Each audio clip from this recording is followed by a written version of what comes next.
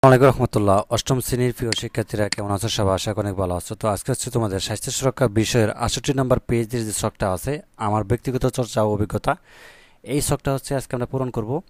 তো এই শখটা হচ্ছে তোমাদের 68 নম্বর পেজ, ঠিক আছে?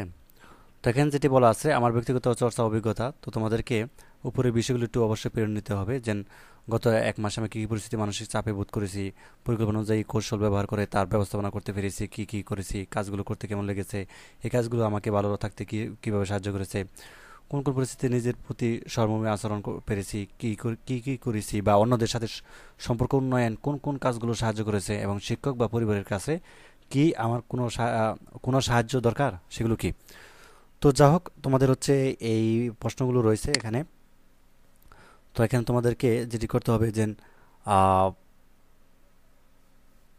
এখানে কিছু উত্তর আছে যে প্রশ্নগুলো আমি একটু পড়লাম। আচ্ছা, এখন তোমাদের হচ্ছে এখন আমরা হচ্ছে ছকটা পূরণ করব। তো ছকটার মধ্যে যেটি দেওয়া আছে আমার ব্যক্তিগত চর্চা অভিজ্ঞতা, এখানে কি লিখবে? এই ছকটার মধ্যে লিখবে হচ্ছে পরীক্ষার ভালো করার জন্য নিয়মিত পড়াশোনা করি এবং কারোর সাথে খারাপ ব্যবহার করলে ক্ষমা চেয়ে নেই, সুষম খাবার খাই, নিয়মিত শরীরচর্চা করি এবং ধর্মীয় কাজে সময় দিই, পারিবারিক কাজে অংশগ্রহণ করি, পরিবারের সবাই মিলে আনন্দময় সময় কাটাতে চেষ্টা করি, অবসর সময় বাগানে কাজ করি, গল্পের বই পড়ি, আত্মীয় স্বজন প্রতিবেশীদের খোঁজখবর রাখি, খারাপ বন্ধুদের সঙ্গে এড়িয়ে চলি, কোনো বিপদ পরিবারের সাথে আলোচনা করে তা মোকাবেলা করি এবং সময় পরিকল্পনা তৈরি করে সারাদিনের কাজগুলো করি। তো এখানে অনেকগুলো পয়েন্ট আছে, তুমি চাইলে হচ্ছে 6-7টি বা হচ্ছে 8-10টি পয়েন্ট এখানে লিখে দিতে পারো।